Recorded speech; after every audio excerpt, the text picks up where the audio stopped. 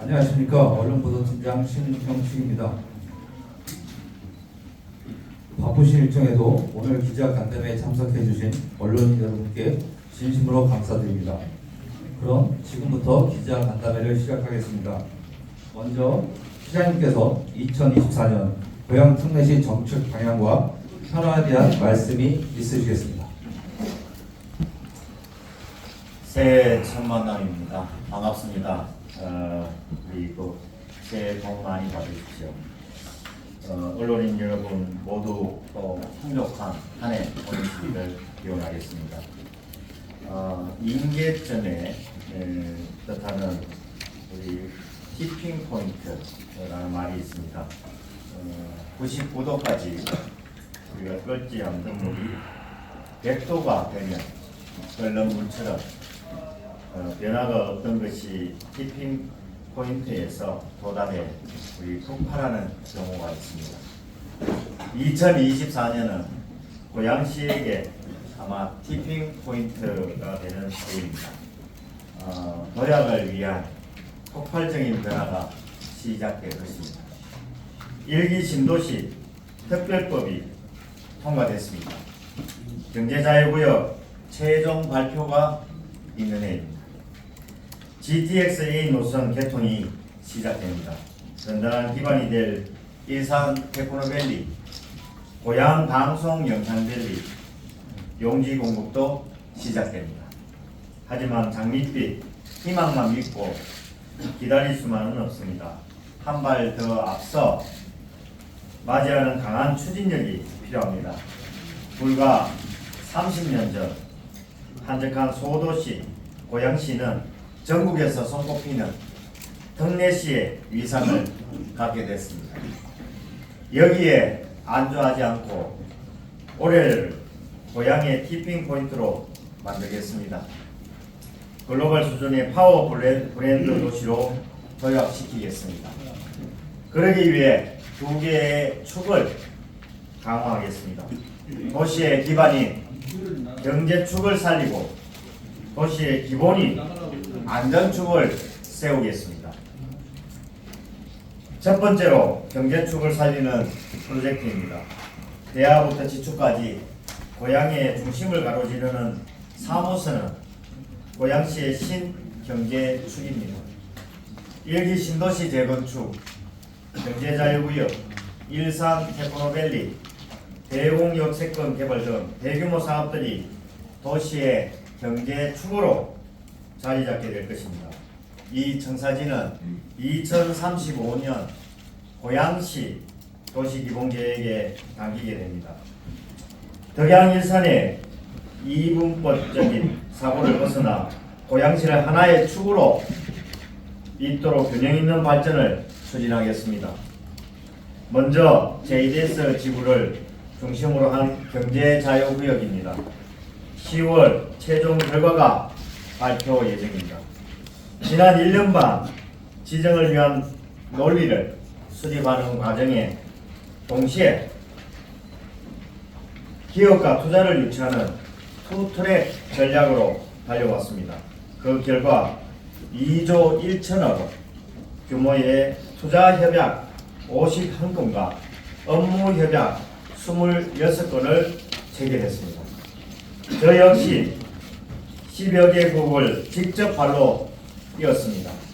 아태 총회를 유치했고 해외 기업, 대학, 연구소 등과 네트워크를 구축했습니다.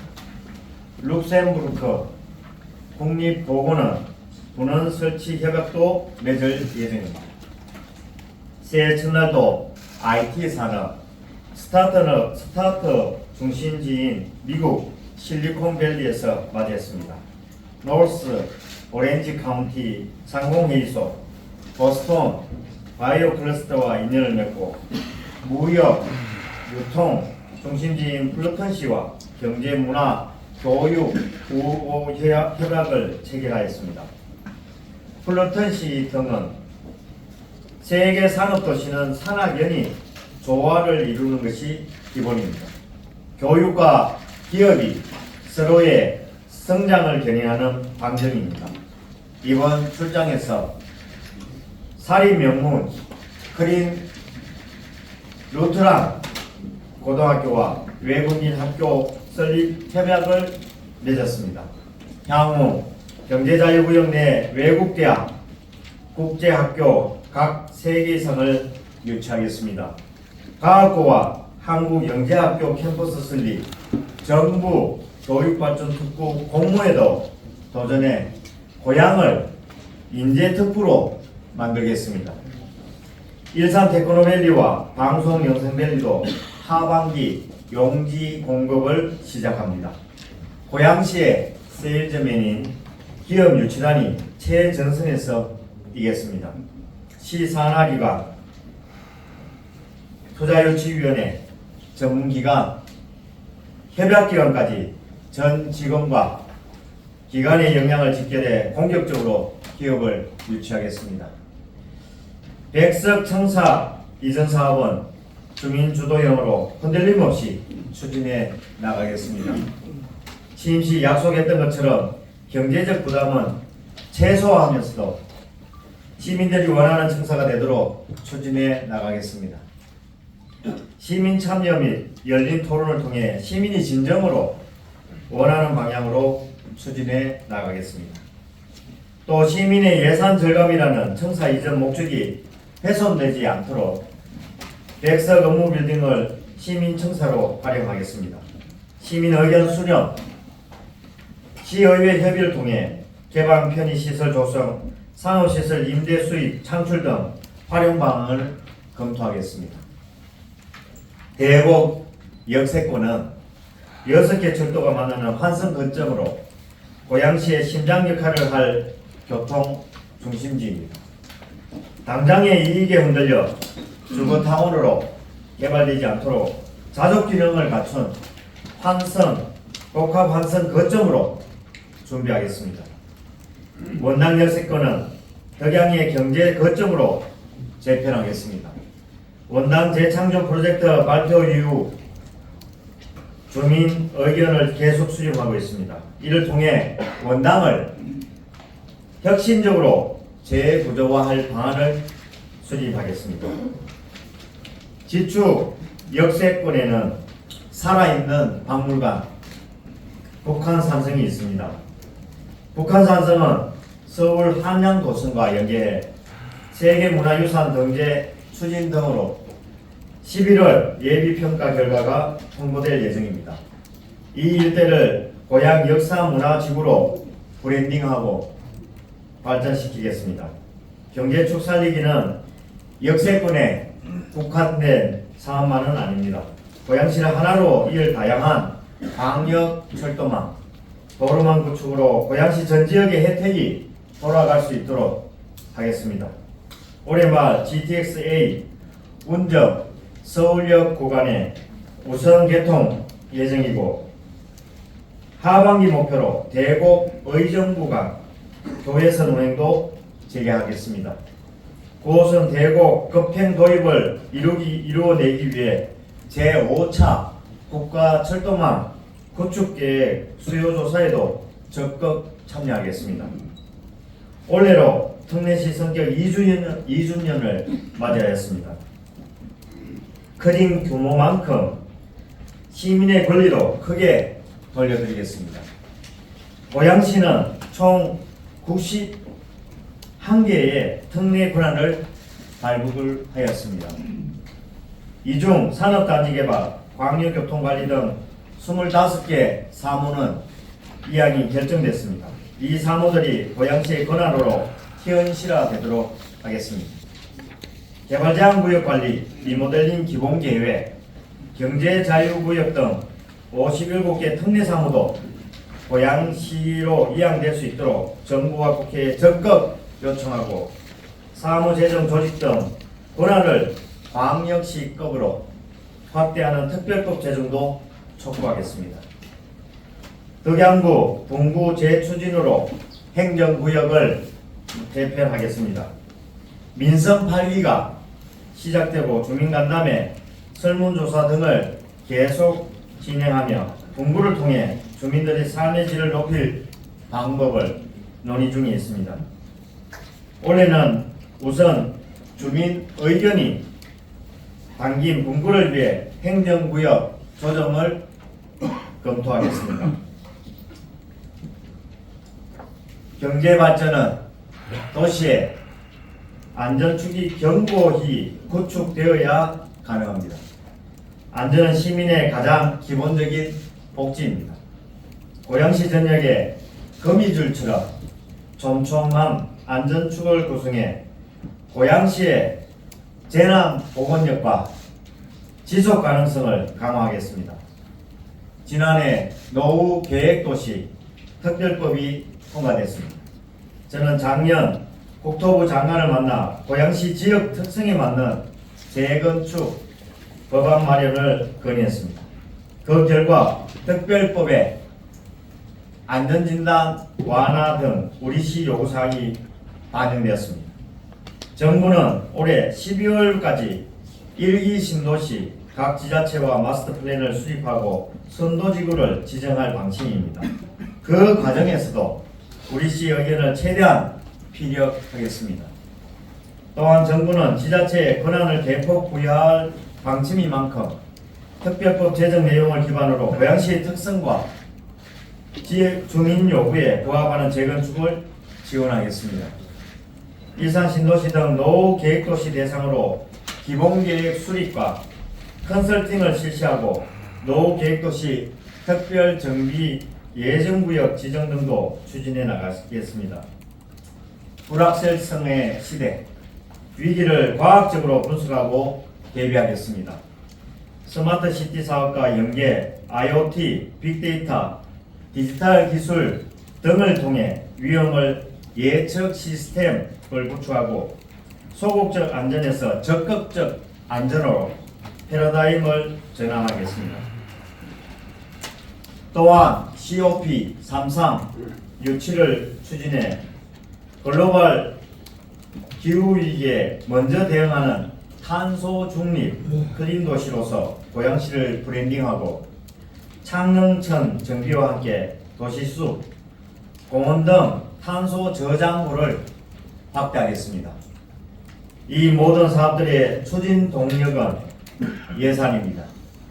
그러나 작년 말 의회에서 약 293억 원의 핵심 예산이 삭감됐습니다. 예비비의 경우 260억 원에서 10억 원으로 사실상 전액 삭감됐습니다. 법령상 예산 총액의 1%를 편성해야 하지만 총액 대비 0.037%에 불과합니다. 업무 추진비도 전액 삭감됐습니다. 업무 추진비는 정부기관과의 협력을 비롯해 각종 행사, 사업의 필수 경비, 부서 운영을 위한 기본 경비까지 포함되어 있습니다. 연구 용역비 역시 일괄 삭감되면서 1기 신도시 재정비 사업의 밑거름이 되는 고양 도시기본계획 재수립과 일산 등 16개 구역의 지구단위 계획 재정비 용역까지 삭감됐습니다. 도로건설 관리계획, 장기 미집행시설 관리계획 수립 용역도 마찬가지입니다. 이 사업들은 모두 법에 규정된 의무적 계획 수립 용역입니다. 시장의 핵심 사업 발목 잡기를 넘어 이제 법 위반과 시민의 권리 침해까지 강요하고 있는 상황입니다. 저는 이를 지방자치법상 시장의 예산 편성권 침해이자 제2요구 요건으로 판단하고 4일 의회에 재심사를 요구했습니다. 2024년은 고양이 부족한 기반을 메꾸고 성장할 수 있는 골든타임입니다. 의회의 비합리적 형태로 이 기회를 놓친다면 뼈아픈 아쉬움으로 남을 수밖에 없습니다. 잘못 끼워진 고양시의 첫 단추를 바로 잡음으로써 고양시의 도약을 견인하는 한편 더 이상 비상식적인 갈등이 일어나지 않도록 강한 의지를 표명하겠습니다. 미래에 희망을 갖고 살아가는 고향 시민들이 2024년에는 더 행복해질 수 있도록 글로벌 도시로의 도약을 위해 제대로 열심히 뛰겠습니다. 감사합니다. 그럼 이제 언론인 여러분과 질의응답을 하도록 하겠습니다. 질의가 있으신 언론인께서는 손을 들어 마이크를 올려주시고 질의 시에는 소속과 성함을 말씀해 주시기 바랍니다. 먼저 두 번째.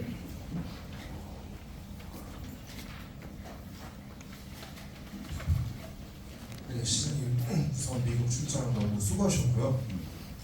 우선 플라탄시 협약이랑 크릴 루터라고 학교 설립 협약을 하셨다고 하셨는데 이 이외에 또 출장에서 어떤 성과를 얻으셨는지, 사실 기존에 11번의 출장을 갔다 하면서 너무 많은 출장이 아닌가라는 여론이 조성되고 있는데 어떤 성과가 있는지 좀 자세하게 설명 부탁드리겠습니다.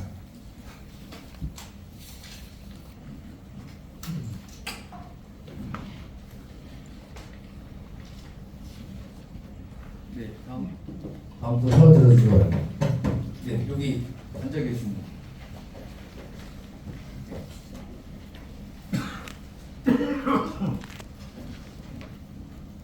네, 경기일보 신진우 기자입니다.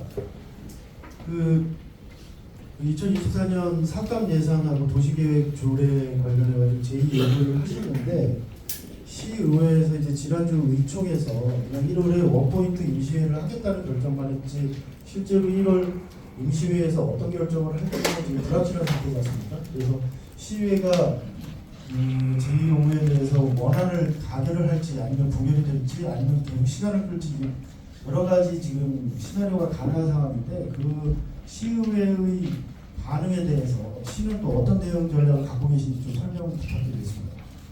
네, 다음 질문 있으신 분? 네, 저기 서 계십니다.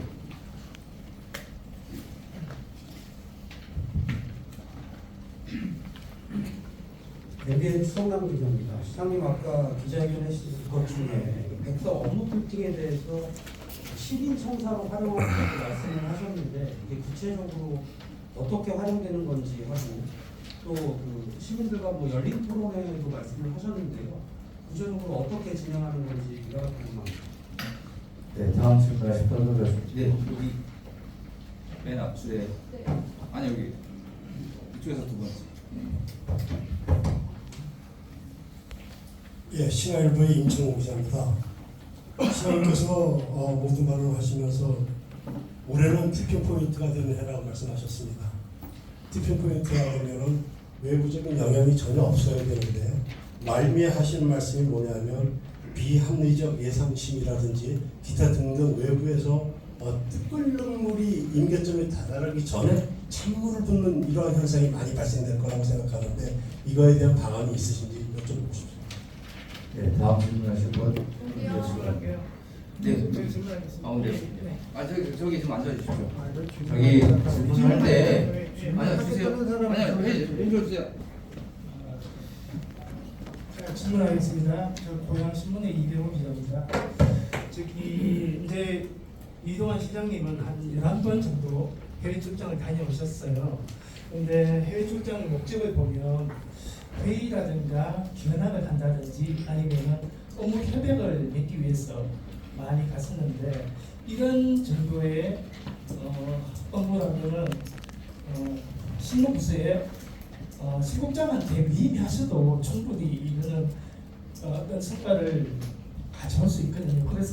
그래서 시장님 굳이 가실 필요가 있는지 거기에 대해서 위임하는 게 어떤지 앞으로 이제 해외 출장을 가실 때는 거기에 대해서 한 말씀해 주시고요.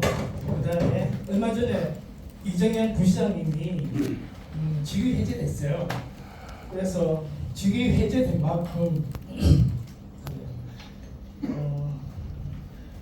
직위 해제된 만큼 진청사 이전이라든지 아니면은 원전 재창조 프로젝트를 이끄는 데 어떤 동력을 잃어버리지 않았느냐 이렇게 생각할 수 있거든요. 그래서 그 이정현 부시장을 대체할 만큼 그만한 그 부시장을 잡기 위해서 어떤 도안을 가지고 계신지 묻고 싶습니다. 네, 다음 질문하시고 설명 드리시기 바랍니다.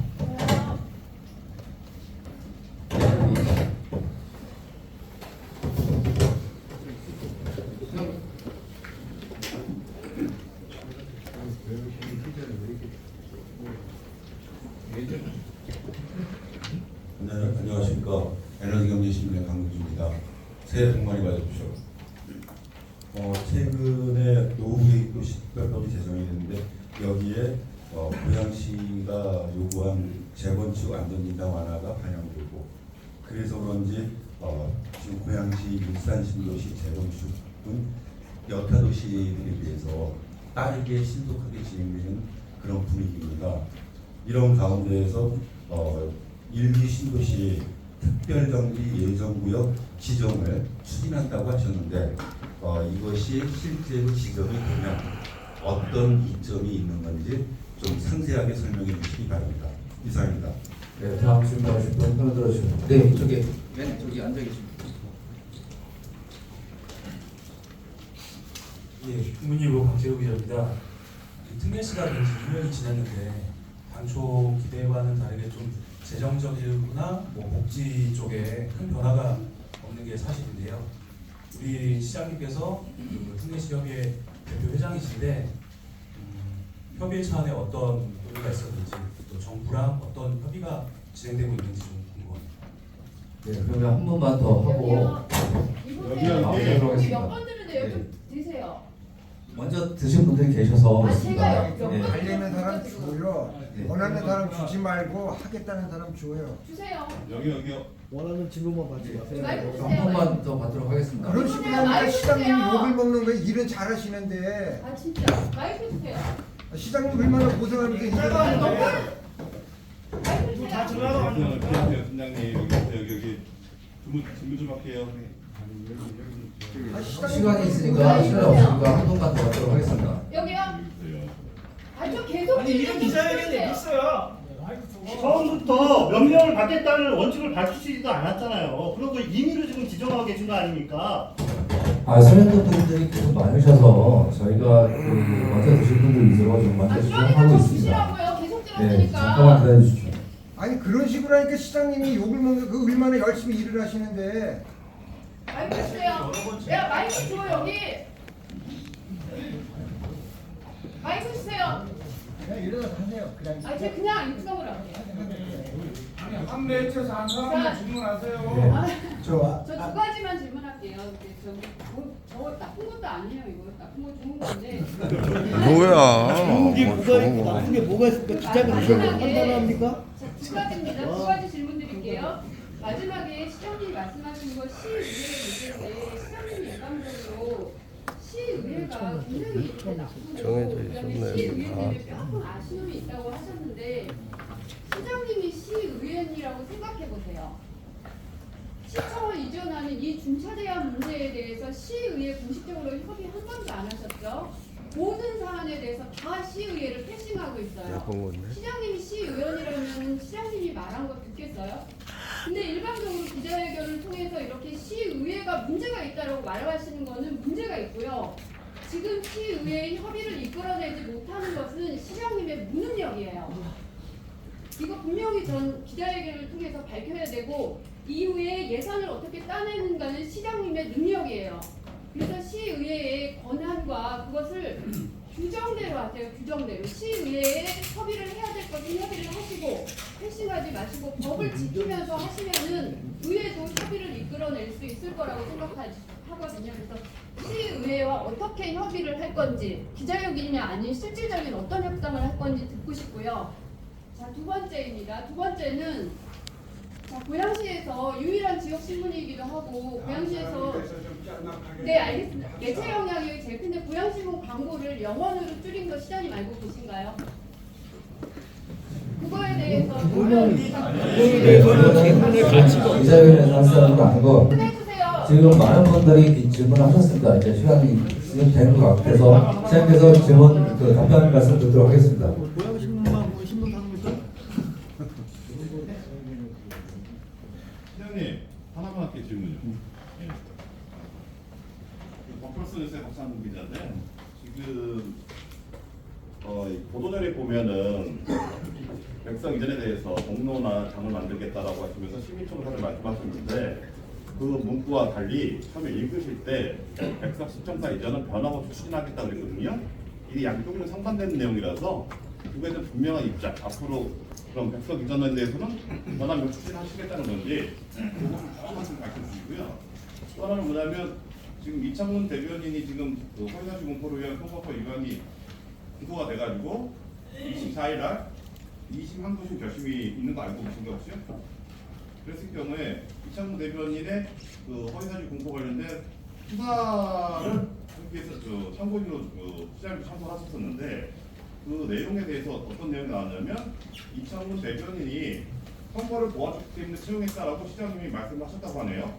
그 사실이 있는지 확인 좀 해주세요. 네, 그러면 질문 이제 마치도록 하고 시장님의 간단한 말씀을 듣도록 하겠습니다.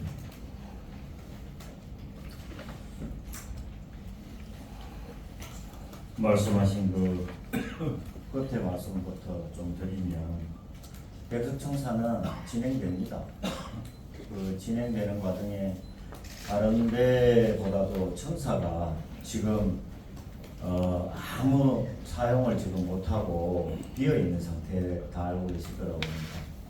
그럼에도 불구하고 우리는 지금 임대 청사를 연간 한 12억 정도 임대를 내고 쓰고 있습니다. 그 임대료 쓰는 거는 결국 다 우리의 손실입니다. 저렇게 좋은 건물을 두고도 제대로 쓰지 못한 그냥 안타까움이 없잖아요.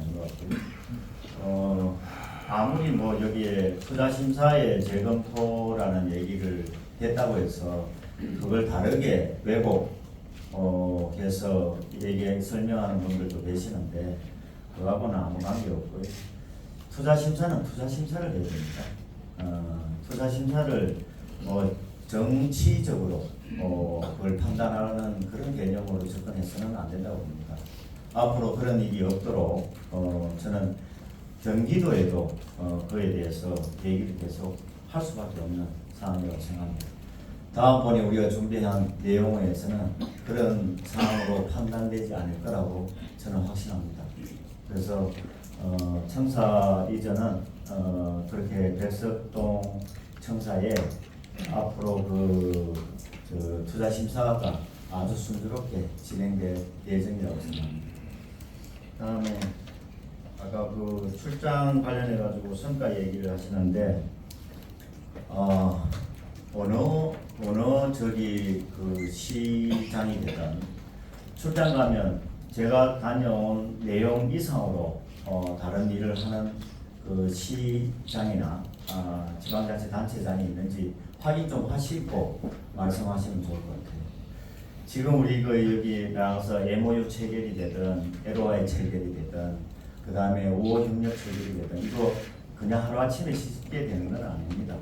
그리고 시장이 가기에 그렇게 같이 고민하고 하는 것이지. 지난번에 우리 혹시 LG 전 세계에 UCLG라고 있습니다. 이게 어떻게 보면 전 세계 CTN 로컬 거버먼트의 연합체죠. 그 연합체가 아스팍이라고 해서 아시아 태평양 지역의 총회가 EUC에서 열렸습니다.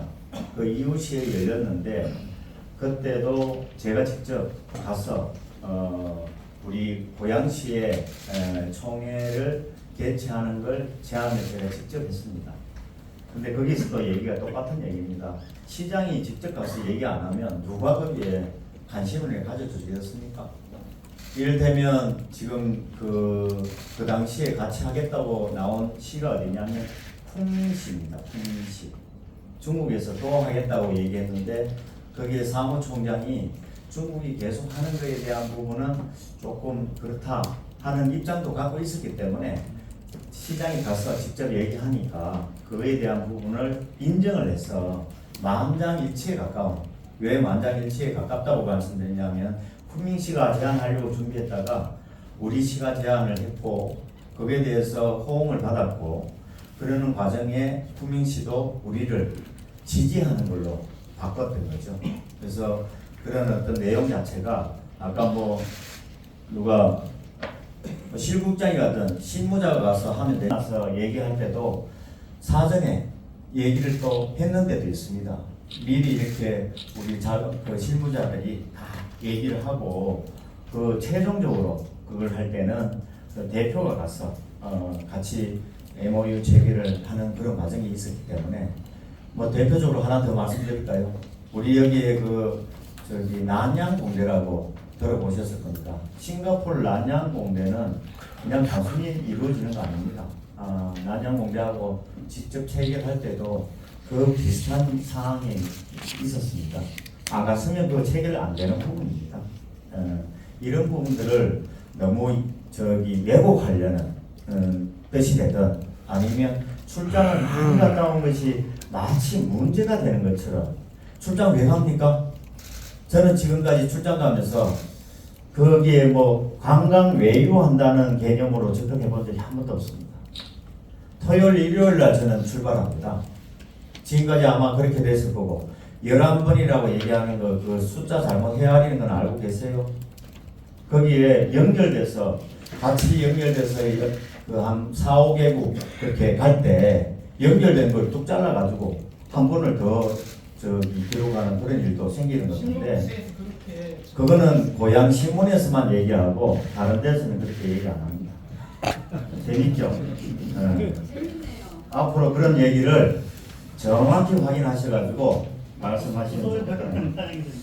자, 그 다음 말씀 하나 드릴게요. 제2요구에 우리 삭감 예산에 대한 부분이 원안 가결이 되려면 3분의 2가 그걸 해야 되겠죠. 근데 원안 가결 되더라도 이 사안은 엄격하게 문제가 있는 사안입니다.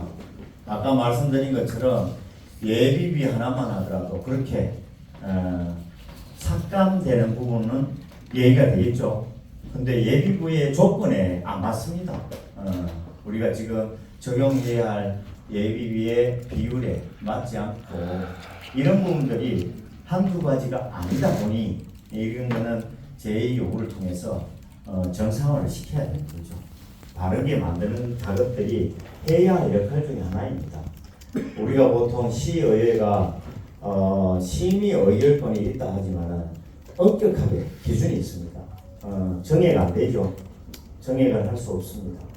감액을 하더라도 기준에 맞게 해야 됩니다. 우리가 나와 있는 예산 편성권에 나와 있는 기준이 있습니다. 그 기준에 나와 있는 것 중에 하나 중에 그 업무 추진비를 마치 뭐 다르게 이해하는데 아까 설명드린 것처럼 업무 추진비는 다양하게 활동하기 위해서 필요로 하는 비용이 있어야 됩니다. 그것도 엄격하게 나와 있습니다. 나와 있는 내용을 그렇게 제로로 만드는 그런 삭감 행위는 바람직하지 않다는 말씀을 드리고요. 이에 대응 전략이라고 얘기하는 부분은 거기에 대해서 적극적으로 이제 설명도 드리고 이 부분에 대한 것들이 반듯하게 다시 만들어질 수 있도록 여건을 마련해야 된다고 생각합니다. 그 다음에 아까 또 업무 빌딩의 시민청사하고 열린 토론회 방법 얘기하셨는데 사실 청사 이전에 관련된 내용은 우리가 행정적으로 절차에 있어서는 지금 다 따랐습니다. 정상적으로 다 했는데 더 요구사항을 만들어낸 내용입니다.